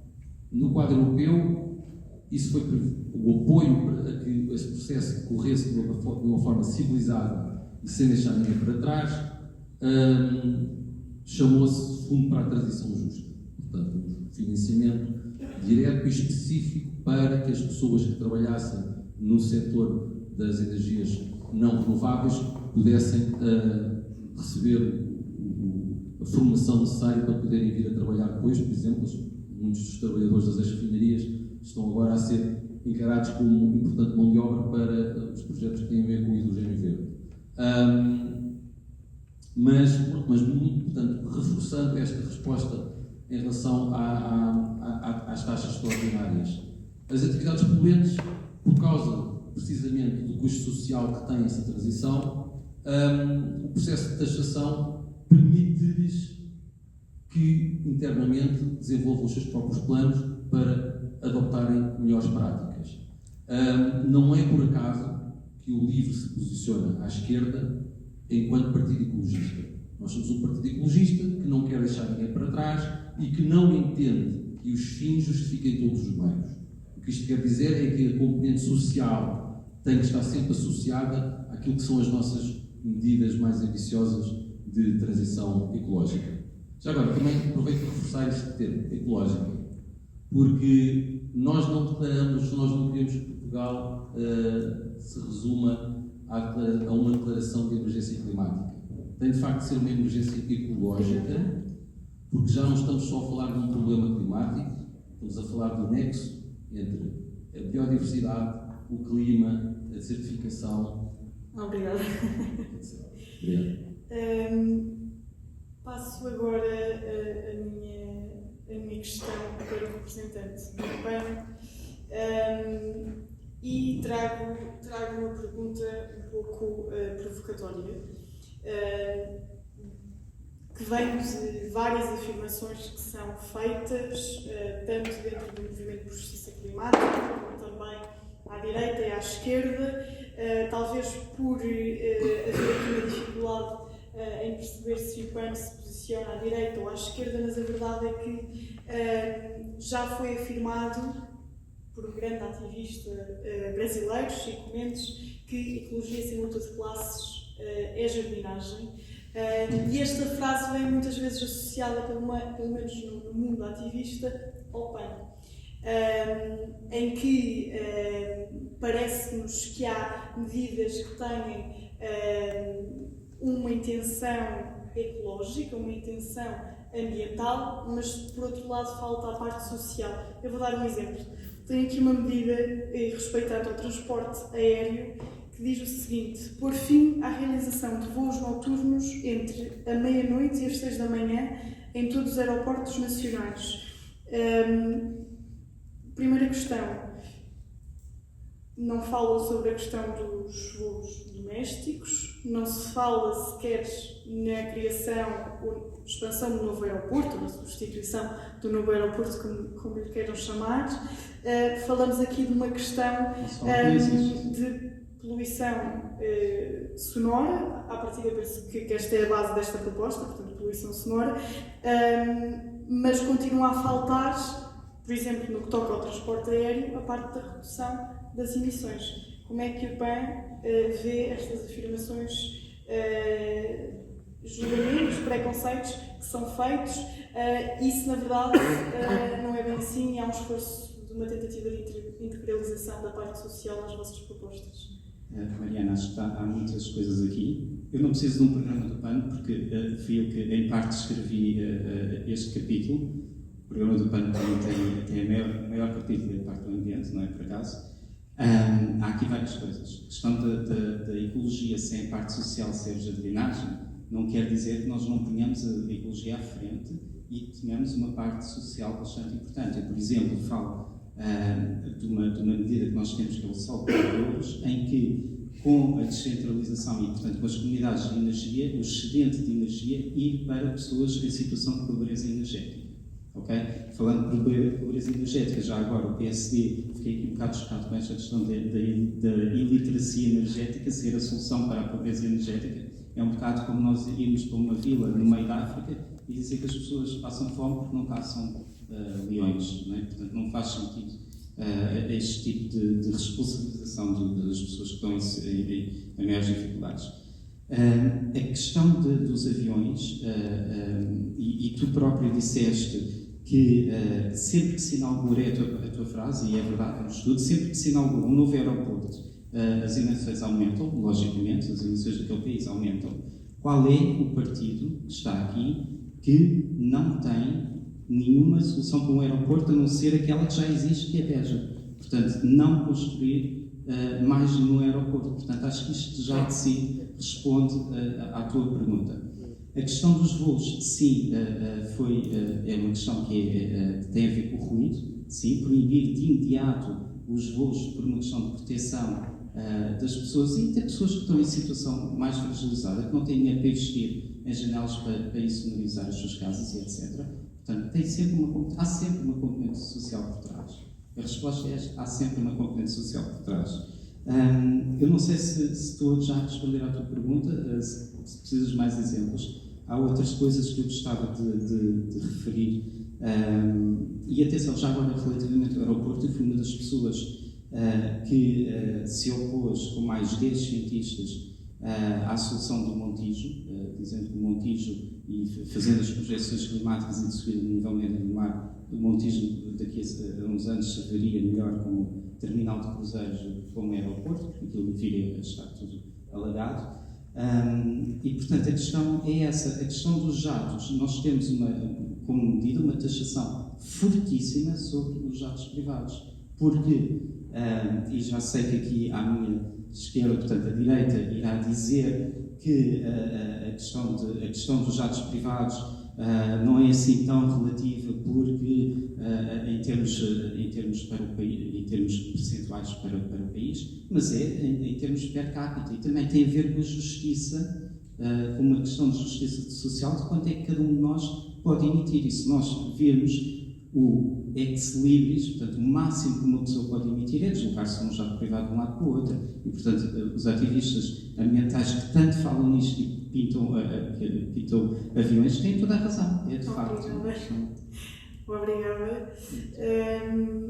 Passo agora a minha questão à Sofia Pereira, do PS. E a minha questão é a seguinte. O PS esteve durante 8 anos com maiorias de suporte parlamentar e aprovou, e bem, a Lei de Bases do Clima. Porém, a maioria dos prazos de aprovação dos decretos regulamentares não foram cumpridos, o que levou a Associação Último Recurso, que hoje organiza este debate, a processar o Estado português por inação climática. A que se deve este incumprimento reiterado da lei, especialmente por parte de um Estado e Governo que detinham as condições políticas, técnicas e financeiras para o fazer? E digo reiterado porque já na década de 80, quando a primeira lei ambiental foi aprovada em Portugal, Portugal também não cumpriu os prazos. E, portanto, estamos já há 40 anos a não cumprir, pelo menos com leis ambientais, que é aquilo que eu conheço, e desta vez não foi exceção. Obrigada, Mariana. Pergunto-me só que antes faço aqui um pequeno à parte ainda relativamente à pergunta que me foi colocada diretamente relativamente à refinaria de Matosinhos. Eu não vou repetir o que o meu colega painel disse, mas só esclarecer aqui uma questão, que é hábito do Chega trazer assuntos para cima da mesa de forma muito vaga e depois deixa em cima da mesa e, portanto, acaba por ser uma verdade. A verdade é que de 170 trabalhadores, estão 70 ainda sem contrato de trabalho. Dos que estão sem contrato de trabalho, 31 estão em formação profissional e os 37 que estão desempregados apenas a receber o subsídio, estão a ser acompanhados pelo IFP, também em estreita parceria com os organismos do Ministério, e, portanto, isso não é assim, não foram deixados ao abandono e não há aqui nenhuma dúvida em relação a isso, era só para esclarecer. Relativamente à Lei de Bases do Clima, a Lei de Bases do Clima foi uma das ferramentas mais importantes que nós tivemos a nível ambiental a ser aprovada, muito ambiciosa, como também nos reconheceram fora de portas e, portanto, daí acho que estamos de acordo. É verdade que alguns dos prazos foram descritos e, portanto, neste momento tem que ser a prioridade número 1 do Governo, quando entrar em funções, é voltar a resgatar esses prazos para podermos cumprir o que foi incumprido até agora. A verdade é que, como disse há pouco, não foi tudo feito. Ainda assim, as medidas que foram vindo e os resultados que foram expressivos ao longo deste período no país, que também foram reconhecidos internacionalmente, têm vindo a estar em linha com aquela que é as premissas da Lei de Bases do Clima, fossem em relação à descarbonização e à neutralidade carbónica e as metas que até agora conseguimos ver concretizadas em Portugal, apesar de ambiciosas, concretizadas, vão ao encontro dessa Lei de Bases, mas reconhecemos que nem tudo foi feito no período em que deveria ser, ou que teria sido estipulado. A verdade é que também houve bastantes constrangimentos durante este período, que às vezes se desaceleraram, tirou-se o pé do acelerador neste sentido, porque superpuseram-se questões no país e no mundo que imperaram em relação a estas matérias, mas a verdade é que em todas as outras medidas que temos vindo a implementar na área energética e da descarbonização e transição energética, a verdade é que o Partido Socialista tem ido ao encontro daquelas que são as premissas da lei de bases do clima. Não obstante, temos que continuar a ser mais ambiciosos e o que queremos é continuar o caminho que viemos a fazer até agora, de cumprir e de fazer ainda mais. Obrigada, Sofia. Bem, a primeira ronda está feita, vamos agora à segunda e última. Não sei se teremos, acredito que não teremos tempo para perguntas do público, mas vamos lá. Vou voltar ao Chega. A deputada Rita Matias apresentou no Parlamento predições, entre aspas, científicas, que alegavam que, ao longo dos anos, foram falhando, nomeadamente a de que várias nações ficariam submersas no virar do século por volta do ano 2000. A fonte era de um estudo do IPCC de 1989, que, quando distribuído pelos deputados, passou a ser apenas uma notícia da Associated Press, sem as conclusões mencionadas pela deputada. Como é que pretendem colocar em prática as vossas propostas ambientais quando o grupo parlamentar do Chega, com deputados eleitos da última legislatura, tentaram diminuir a importância desta causa através da desinformação? 2 minutos e meio agora. Bem, obrigado pela questão. Já sabia que esse tema com certeza viria à baila. Só dizer aqui que a refinaria, em relação à Sofia, a refinaria de Matosinhos fechou, encerrou em abril de 2021. Nem que fosse um trabalhador que hoje em dia não estaria colocado, é um desrespeito profundo. Em abril de 2021, são 3 anos até agora.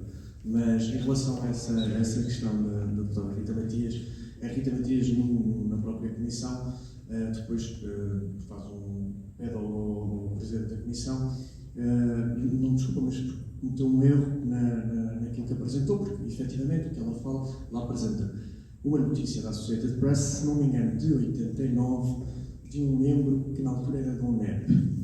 Eu penso que a notícia é de 89. O primeiro relatório do IPCC, se não estou em erro, é de 92, já é 92 ou de 90 e 92.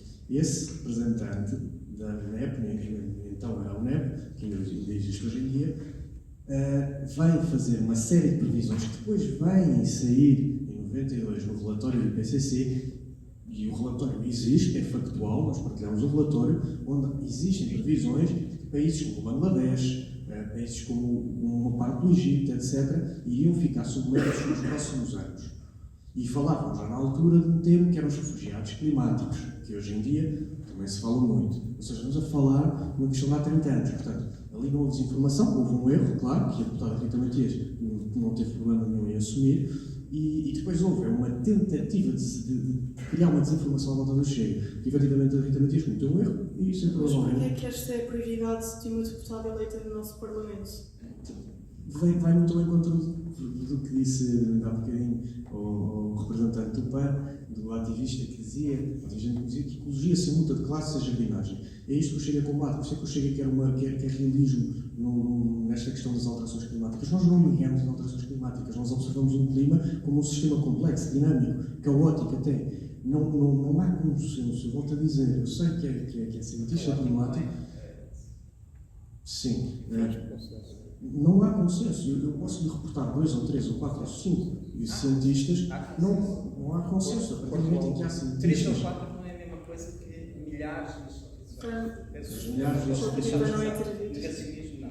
Mas não é negacionismo. A ciência, não prometo. A ciência comporta exatamente isto. Isto é ciência. A ciência não é um dogma. As alterações climáticas não são um dogma e pode existir um contraditório. Não é um dogma, é ciência. Sim, e a ciência não é única. Mas se nós temos cientistas climáticos hoje em dia, cientistas do clima, investigadores, físicos, eu posso usar nomes, se tiverem coisa. Representantes que eram secretários de Estado de Energia do Obama. Não é propriamente o tipo mais à direita que eu posso conhecer. Portanto, eu acho que isto é um problema só, é um problema que não perceber também as estatísticas. Desculpa, nós vamos tentar. Não vamos. Não, a falta de literacia, quando vocês não literacia política, financeira, nem literacia ecológica ou ambiental, que é o que o Chega defende, por exemplo, para a disciplina de cidadania e desenvolvimento, que vocês gostam de apoiar essa disciplina, mas não apoiam nessa disciplina conteúdos de literacia financeira, literacia política ou literacia ecológica. Eu estive na Faculdade Nova, com a Juventude Chega, quando fui agredido e vi os ativistas, que neste momento não são ativistas, são terroristas políticos, que são apoiados pelo Bloco de Esquerda e por representantes como os senhores, à minha frente, pegarem papéis e meter a reciclagem no vidrão. Isto são os ativistas climáticos hoje em dia. Não há consenso. Para terminares, porque o tempo já acabou, peço desculpa em nome da moderação do último recurso pelas interrupções e vamos tentar manter a cordialidade e, enfim, e não interromper as intervenções dos restantes oradores. Irei agora passar ao Bloco de Esquerda com a seguinte questão. O Bloco de Esquerda considerou que a Cimeira do Clima no Dubai foi um fracasso e que não há, de facto, um compromisso para a eliminação dos combustíveis fósseis. No âmbito das eleições, se fossem convidados a formar o governo, participariam destas conferências e qual a importância que o partido iria atribuir à participação internacional que Portugal tem no combate às alterações climáticas? Bom, há duas questões que tenho que esclarecer antes. Peço desculpa por isso. Ouvimos aqui alguns disparates por parte do representante do Chega e eu vou enumerar mais alguns. O Chega propõe medidas recuadas no tempo para a transição climática. A autoestrada da água, medida que retira água dos rios e aquíferos essenciais para a sustentabilidade dos ecossistemas. Energia nuclear. O consenso científico diz que devemos apostar nas renováveis. O Chega propõe investir na energia a gás, projetos de descarbonização. Requerem acabar com a dependência nos próximos 25 anos. Isto é um programa negacionista que poderia muito bem aplicar-se no Portugal de 1933. Ora, outra questão, o representante da AD colocou-me a questão dos jatos privados. Ora, os jatos privados são um capricho muito poluente. Faz algum sentido alguém apanhar um jato privado em Lisboa, ir para o Porto ou para Paris, apanhem um avião comercial ou transporte público aos outros? Mariana, vou-te pedir para repetires a pergunta, por favor. Mariana Mortágua, em dezembro de 2023, a quando da COP28, afirmou que a COP tinha sido um fracasso e que o compromisso para eliminar os combustíveis fósseis não era um compromisso real. Esta posição em relação às cimeiras internacionais organizadas pelas Nações Unidas tem sido uma constante por parte do Bloco de Esquerda, portanto este descrédito na instituição internacional que é a instituição-mãe dos acordos internacionais pelo clima tem sido reiterado. E a questão é, se fossem convidados para governar na próxima legislatura, qual seria a vossa posição em relação a essas conferências? Estariam presentes? Não estariam? E como é que colocariam Portugal na representação internacional, se não na presença na Conferência das Partes? O descrédito não é na conferência, na instituição em si. Há outro problema. As COPs costumam ser patrocinadas e ter elevada presença das petrolíferas e, portanto, são autênticos fóruns de capitalismo verde, de crença de que manter o sistema económico exatamente centrado nos combustíveis fósseis vai nos levar à transição climática. Nós precisamos de fazer uma transição para as energias renováveis no centro e em Portugal o Bloco prioriza a energia solar descentralizada. O Bloco de Esquerda também já marcou presença representantes em várias COPs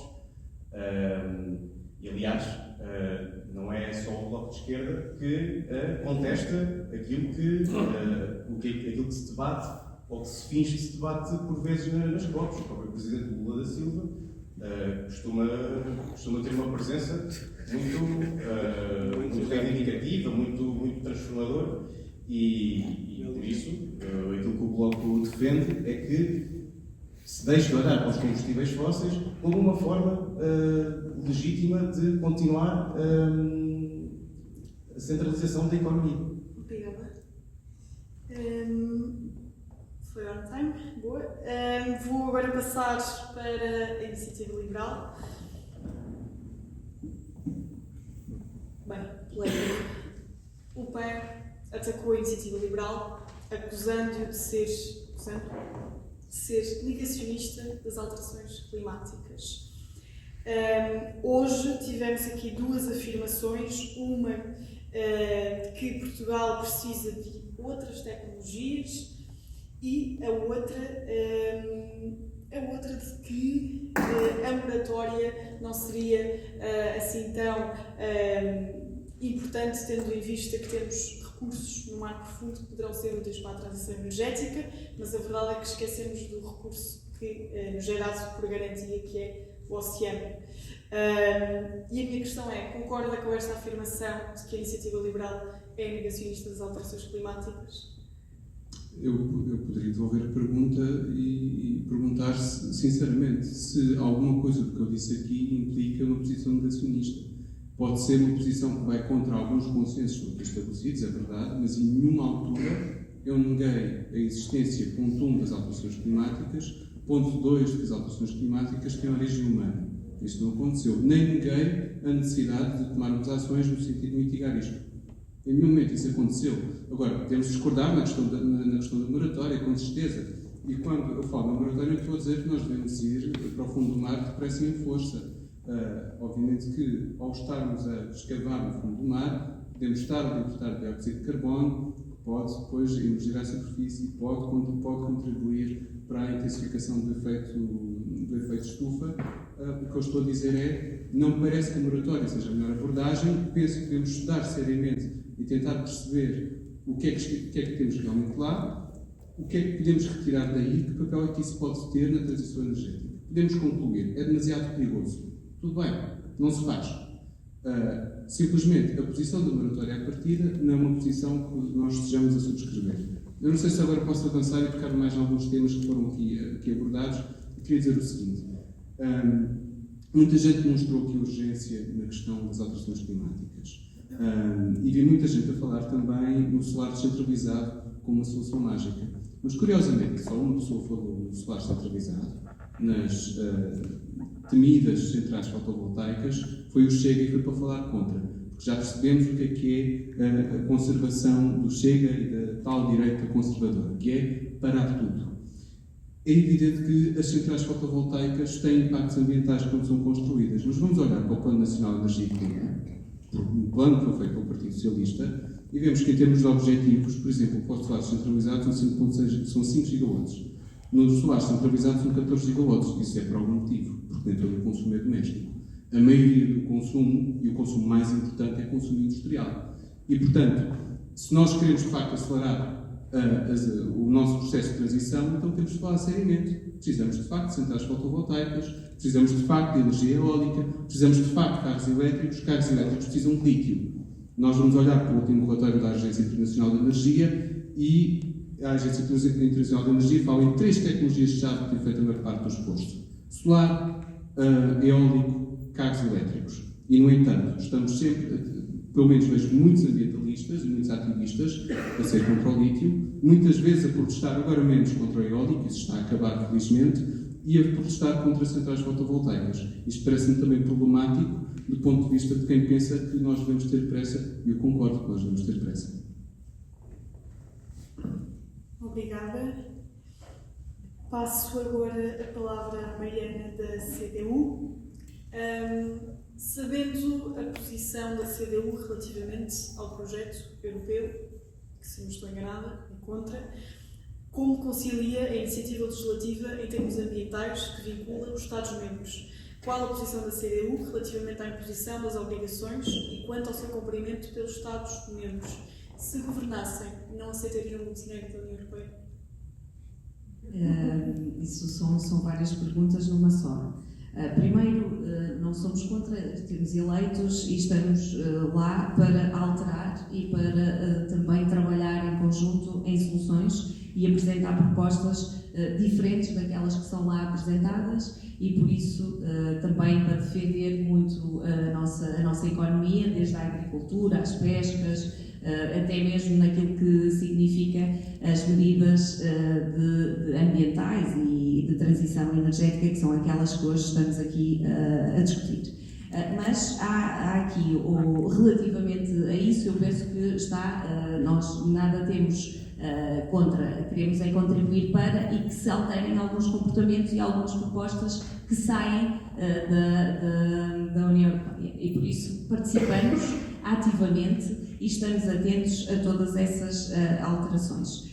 Agora, a questão central que foi aqui colocada, e até por esta última intervenção, os ecologistas que são contra a prospecção de lítio e a exploração de lítio no nosso país, não são contra por ser contra, não é? E nós somos, e há aqui uma questão essencial. O governo maioria PS caiu por causa da falta de transparência destes projetos, tanto da prospecção e exploração de lítio como de hidrogênio. Eu não interrompi ninguém até agora, por isso agradeço que não o façam. E por isso, nós temos aqui desde o início, desde 2018, que os verdes têm contestado estes projetos, e têm contestado não porque somos contra a exploração de recursos naturais, porque o único que nós somos contra é o urânio, e isso está bem patente no nosso programa há 40 anos, que temos 41 anos de existência, isso eu acho que toda a gente sabe.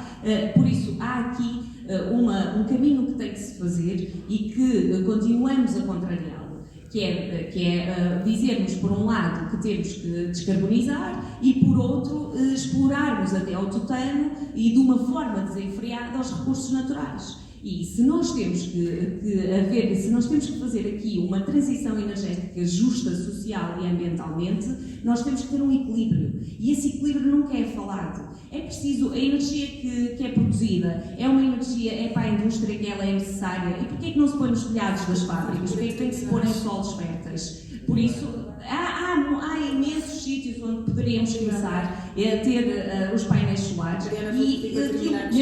Mesmo para terminar, e a questão dos carros elétricos, os verdes não defendem que se substituam 500 carros a combustível fóssil por 500 carros elétricos. Esta não vai ser a solução. Obrigada. Por isso nós não podemos continuar a dizer que a solução é baterias e é aqui um caminho sem retorno. Nós precisamos de desenvolvimento da agricultura e em todas as outras áreas. Estou mesmo a terminar, Mariana, mas nós precisamos de olhar para este desenvolvimento global e para este desenvolvimento interno de uma forma muito mais equilibrada e com toda a gente. Obrigada.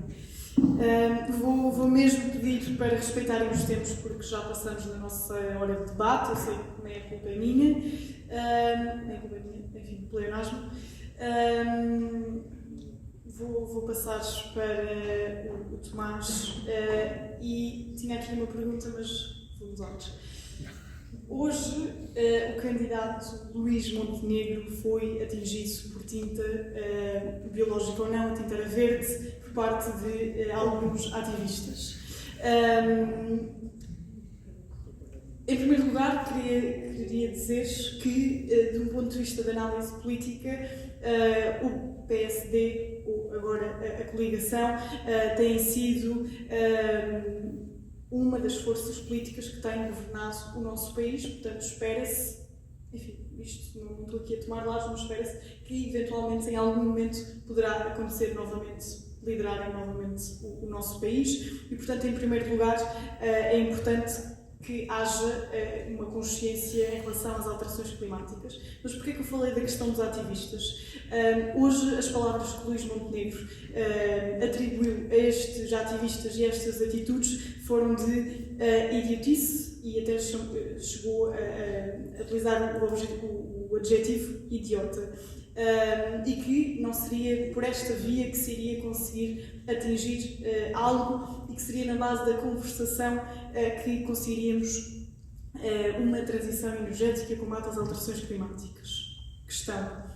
Tendo em conta os processos judiciais que estão hoje no IGAI e as sanções disciplinares que foram já feitas contra várias polícias de várias localidades no país por violações e atropelos aos direitos destes ativistas que no final são cidadãos, são pessoas do nosso país, qual é que é a vossa visão de articulação com a sociedade civil e como é que vocês pretendem combater as alterações climáticas, não de uma forma teórica e dentro do Parlamento, como se tem vindo a ver nos últimos anos, mas sim com a inclusão também destes ativistas, mas não só, das comunidades locais, das pessoas mais afetadas.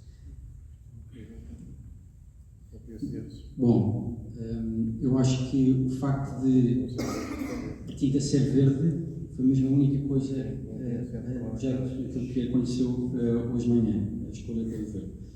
Brincadeiras à parte, e relativamente àquilo que o Luís Montenegro disse, aos objetivos que utilizou, quer dizer, eu acho que faz parte também do momento, e eu não consigo pôr na posição dele efetivamente, mas tenho certeza absoluta que se alguém levasse com os acontecimentos que ele levou hoje de manhã, provavelmente também reagiria a quente, e é possível que se tenha excedido um bocadinho. Ainda assim, e respondendo diretamente à tua pergunta, nós temos o maior dos respeitos por quem faz ativismo, quer climático, quer de outro tipo de causa qualquer. Agora, nós também consideramos que o ativismo não está circunscrito às ações que nós temos visto recentemente, nomeadamente para essa organização. Essa organização, apesar de ser contra as alterações climáticas, e até me faz bastante confusão que o representante do PAN tenha mencionado aqui no início do debate que, apesar de ser contra a forma, é favorável ao conteúdo, quando a Climáximo tem propostas para lá do radical, graves mesmo, nomeadamente relativamente ao desarmamento, por exemplo, propõe um desarmamento que chega ao ponto zero, e portanto isso é mesmo preocupante, o desinvestimento em matéria de armamento, sobretudo na fase em que estamos agora. Eu pedi só que eu não me sobre ele.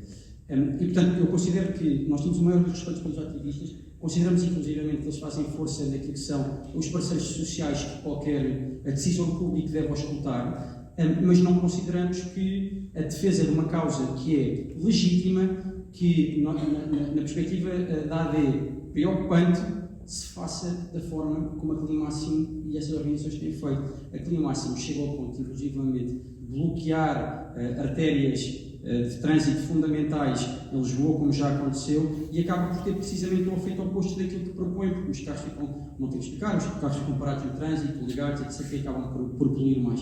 E, portanto, nós, em jeito de suma, e vou concluir, nós estamos focados neste problema, teremos inclusivamente o Conselho de Ministros mensal para esta área. Agora, a AD está disponível para conversar sobre este tema de uma forma abrangente, alargada, como eu disse há bocadinho à Sofia, mas não o faremos com alguém que nos quer coagir as suas ideias e que de facto não se coaduna com o modo de vida de praticamente cada um de nós. Obrigado. Obrigada, e vou só corrigir aqui um pequeno erro. Quem levou com a tinta foi Luís Montenegro, mas quem afirmou da idiotice foi Nuno Melo, porque já sei que mais tarde seria crucificada se não fizesse esta correção. Passo agora ao Livres com a seguinte questão. Portanto, no programa eleitoral do Livre, defendem a redução gradual e, assim que possível, dos voos domésticos.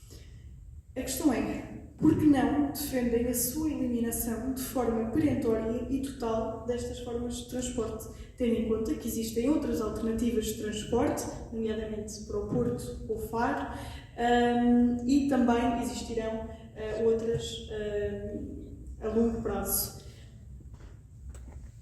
Deixo assim a questão. Portanto, porquê a redução gradual e assim que possível? Quando é que é o assim que possível? Assim possível é enquanto não tivermos alguma modernização na ferrovia que nós defendemos como necessária, parte dela está no Plano Ferroviário Nacional, enquanto ela não estiver implementada, sabemos que nós não conhecemos a vida de todas as pessoas que estão a fazer estes voos domésticos. E, portanto, nós também não sabemos até que ponto é que, ao não existir uma alternativa que tenha o conforto e a qualidade que devia ter, como a Ferrovia em Portugal devia ter, cancelar de um momento para o outro a possibilidade de fazer esses voos domésticos estaria ou não estaria a violar o direito de alguém poder acorrer a uma emergência familiar e que tenha essa capacidade de o fazer através de um voo doméstico. Tem que existir um plano de phasing out desses voos domésticos e tem que ser um plano que vai ser executado à medida que o Plano Ferroviário Nacional vai sendo implementado, porque esta é a nossa postura. Nós temos sido criticados de alguma forma por querermos, por vezes, testar algumas das nossas medidas através de programas piloto, como fizemos com a Semana dos 4 Dias, como temos feito com questões relacionadas com os rendimentos básicos e condicionais. A abordagem do livro tem sido esta: tentar o máximo possível abordagens graduais, quando é possível tomar uma decisão mais perentória, tomar uma. Eu não sei se nós vamos ter ainda alguma oportunidade para fazer aqui mais alguns comentários hoje. Eu gostava de sublinhar uma coisa que foi aqui abordada. 10 segundos. 10, ok, pronto, então. Quem quer votar um partido verde e que está inscrito nos verdes europeus e com muita vontade de tentar concretizar a ecologia e a ecologia europeísta em Portugal, voto livre, convido toda a gente a visitar o nosso programa, que está no nosso site à disposição. Muito obrigado. Passo agora a palavra ao representante do PAN com a seguinte pergunta. No programa eleitoral tem como medida para a mobilidade elétrica o aumento da rede de postos de carregamento e, cumulativamente, o reforço e a continuidade do programa de apoio à aquisição do veículo elétrico. A verdade é que isto já se verifica, ou seja, o aumento da rede de carregamento e o apoio à aquisição. Não existirão outras medidas mais viáveis, nomeadamente nos setores públicos e ao nível das empresas. E como se resolve o dilema do lítio? Obrigado pela pergunta. 2 minutos e meio. Precisamente, por causa da questão da eletrificação dos transportes públicos, está no nosso programa. Portanto, está lá. A questão dos postos de carregamento também é, de facto, algo que está no nosso programa. Nós, no entanto, sabemos e temos a consciência que, a par da transição para a eletrificação, existe também uma inevitável diminuição da necessidade do carro. Portugal é um país que tem 66%, penso eu, dos portugueses dependem do veículo automóvel e isso representa um aumento em relação a anos anteriores. E, portanto, nós temos que garantir também transportes públicos que funcionem e temos que garantir que eles são utilizados. Portanto, é sobretudo isso. Não esquecer que há várias outras medidas que eu posso elencar. Também convém perceber de onde é que vem a energia que é utilizada por esses veículos. Portanto, não é só o facto de ser energia elétrica que significa que estamos a cumprir os nossos objetivos. Convém saber qual é a proveniência dessa produção elétrica. E, portanto, eu penso que o PAN tem no seu programa os objetivos mais, por exemplo, qual seria, temos já, só como a deputada, nós conseguimos baixar o IVA dos painéis solares de 23% para 6%, e obviamente a questão das comunidades energéticas passarem, nós anteciparmos aquilo que são as metas e passarmos a ter 55% para já em 2035 termos a energia elétrica produzida em Portugal de fontes renováveis. Isso acarreta um enorme investimento, mas também, como eu disse, investimento esse que viria daquilo que não gastamos a deixar de implementar as bordas fiscais que têm sido feitas, e, portanto, nós temos que garantir que a energia elétrica produzida em Portugal é de fonte renovável.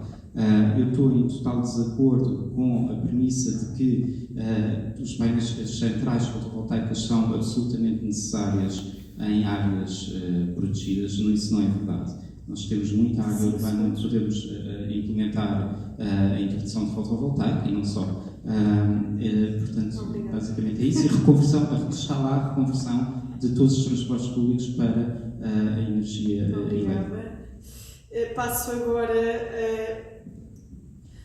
a palavra à Sofia, do PS. Tem 2 minutos, dos descontos. A pergunta é pequena. No ano de 2022, só em Portugal, desculpem a fonte, não há ainda dados de 2023, portanto, no ano de 2022, só em Portugal, foram investidos 3,3 mil milhões em combustíveis fósseis.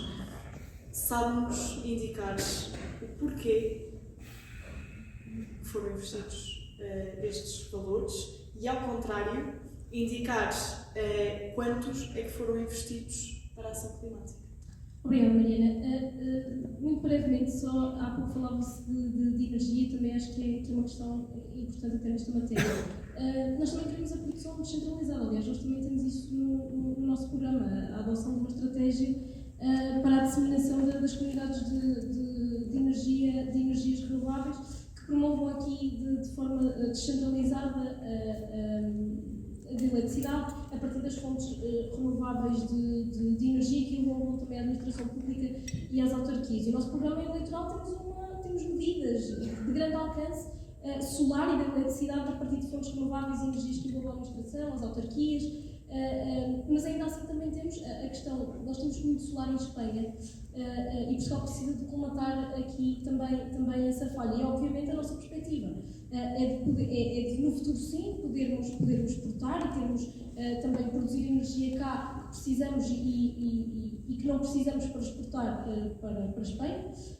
E temos também que captar indústrias para podermos criar riqueza aqui no país e agora relativamente, voltando à questão da produção descentralizada, não também cá aqui um grande reforço naquela que tem sido a previsão da instalação da capacidade de descentralizar. Vou já agora passar para a pergunta da Mariana, relativamente à questão dos valores em concreto, não sei os valores em concreto agora. Não. Foram 3,3 mil milhões para combustíveis fósseis. E eu sei um dado que eu posso adicionar aqui à conversa, para o tempo, por favor. Portugal, para o fundo de Loss and Damage, no âmbito da Conferência das Partes, deu 4 milhões. Mas, no ano anterior, investiu 3,3 mil milhões em combustíveis fósseis. Mas um dos países que tem uma carga colonial grande, uma responsabilidade histórica grande no combate às alterações climáticas, foi capaz de dar apenas 4 milhões de euros para o fundo de Loss and Damage. E a questão é se em termos comparativos fazemos o mesmo, portanto investimos a mesma porcentagem para a ação climática ou não.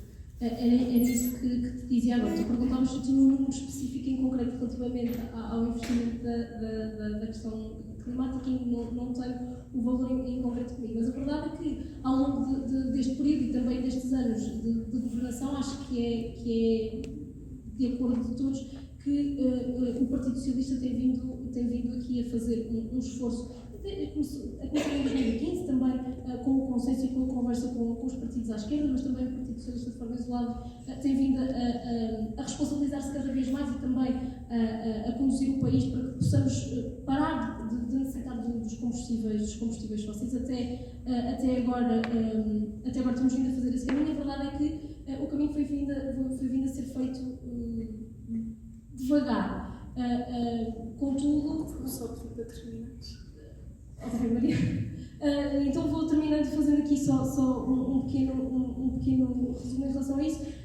Já acabou o tempo, Sofia. Em relação aos combustíveis fósseis, o Partido Socialista tem de facto, não podemos aprofundar mais, de facto um compromisso sério em fazer esta transição e deixar de os utilizar. Logicamente que o caminho até agora tem vindo a ser feito, não foi feito tudo durante este período, mas o compromisso e até o nosso programa, que convido também todos a poder ver, demonstra isso perfeitamente. Desculpa, Mariana. Obrigada, Sofia. Gostaria de agradecer a todos, enfim, pelo respeito democrático com que nos brindaram, a vossa presença aqui no Centro Cultural de Cascais e um especial agradecimento à Câmara Municipal de Cascais pelo apoio dado à Associação Último Recurso.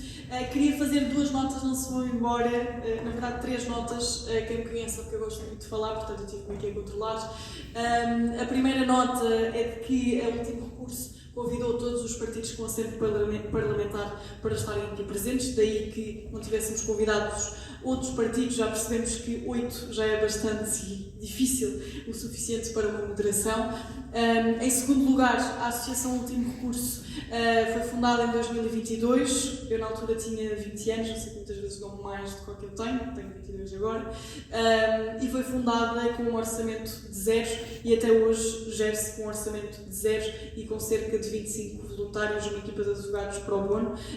Esta é a realidade da maior parte das associações e ONGs em Portugal, que se gere com um orçamento 0 e portanto não temos capacidades para fazer tudo e mais alguma coisa, mas espero que este debate tenha sido útil, proveitoso, que tenha esclarecido o público quanto às políticas ambientais dos partidos com assento parlamentar. E por fim, eu gostaria de entregar, agora sim, em mãos, o Programa Eleitoral pelo Clima, um programa elaborado pela Associação Último Recurso, que pretende ser um programa que contém propostas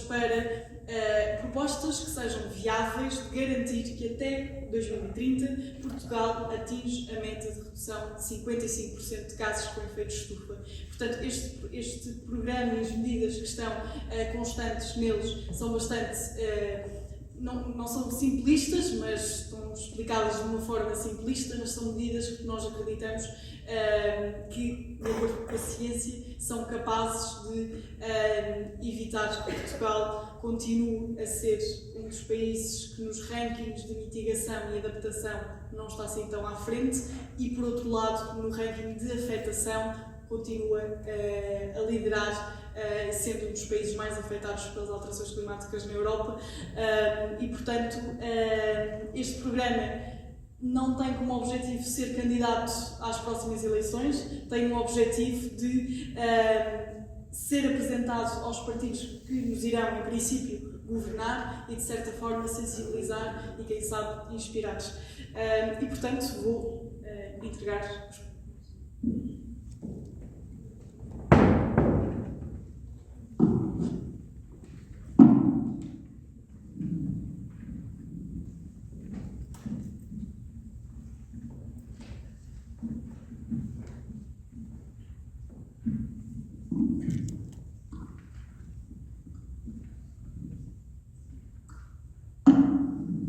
Mais uma vez, agradeço a vossa presença, espero que tenha sido do agrado de todos e acho que podemos ir. Dia 10, não se esqueçam de votar, seja quem for.